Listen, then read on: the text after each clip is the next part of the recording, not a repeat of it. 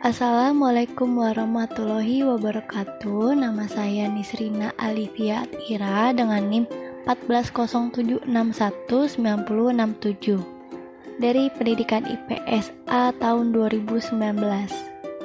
Saya akan membahas materi kelas 9 semester 2 mengenai masa demokrasi terpimpin.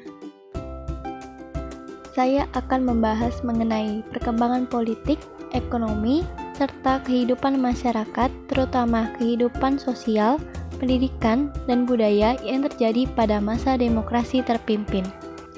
Namun, sebelumnya saya akan membahas sedikit pengetahuan mengenai latar belakang demokrasi terpimpin. Setelah pergantian sistem pemerintah demokrasi parlementer, Indonesia mengganti sistem pemerintahan menjadi demokrasi terpimpin. Kemunculan masa demokrasi terpimpin dimulai sejak adanya Dekret Presiden 5 Juli 1959. Presiden Soekarno mengeluarkan Dekret Presiden yang berisi sebagai berikut.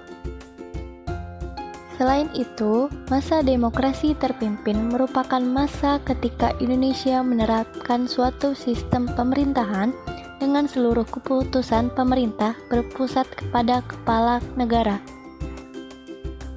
Terdapat beberapa perkembangan yang terjadi pada demokrasi terpimpin. Yang pertama adalah perkembangan politik. Pelaksanaan demokrasi terpimpin bertujuan untuk menata kembali kehidupan politik dan pemerintahan yang tidak stabil pada masa demokrasi parlementer. Selanjutnya, kekuatan politik nasional memiliki makna partai politik tidak memiliki peran besar dalam pentas politik nasional. Politik luar negeri yang dianut Indonesia adalah politik luar negeri bebas aktif. Namun, pada kenyataannya Indonesia cenderung condong ke blok timur atau negara-negara komunis. Berbagai macam peristiwa yang terjadi mengenai politik luar negeri antara lain: yang pertama, Oldevo dan Nevo mengenai poros Jakarta-Peking dan poros Jakarta-Phnom Penh, Hanoi, Pyongyang. Yang ketiga adalah Indonesia dalam gerakan non-blok yang memperlihatkan besarnya pengaruh Indonesia dalam gerakan tersebut. Yang keempat, ada konfrontasi dengan Malaysia yang berawal penentangan dari Filipina dan Indonesia terhadap Federasi Malaysia. Yang kelima, ada pembebasan Irian Barat dari Belanda. Pemerintah Indonesia melakukan konfrontasi total terhadap Belanda dengan puncak konfrontasi tersebut menghasilkan Trikora yang berisi gagalkan pembentukan negara boneka Papua, kibarkan sang merah putih di Irian Barat, dan bersiaplah untuk mobilisasi umum mempertahankan kemerdekaan. Yang keenam, ada peristiwa G30 SPKI tahun 1965. Pada tanggal 30 September sampai 1 Oktober terjadi penculikan dan pembunuhan perwira angkatan darat termasuk penculikan 7 jenderal. Berita tersebut mengenai G30S menyebar dan menimbulkan kebingungan masyarakat.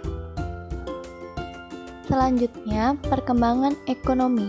Kondisi ekonomi pada masa awal demokrasi terpimpin sangat terpuruk. Untuk mengatasi keadaan ekonomi, sistem ekonomi berjalan dengan sistem komando di mana alat-alat produksi dan distribusi yang vital harus dimiliki dan dikuasai oleh negara. Yang pertama, ada pembentukan Depernas sesuai penjelasan sebagai berikut. Yang kedua, ada devaluasi mata uang rupiah. Yang ketiga, ada deklarasi ekonomi. Dapat dilihat sesuai penjelasan sebagai berikut. Selanjutnya, kehidupan masyarakat, khususnya kehidupan sosial, yaitu yang pertama ada ajaran Nasakom dan larangan pedagang asing di luar ibu kota daerah. Penjelasan sebagai berikut.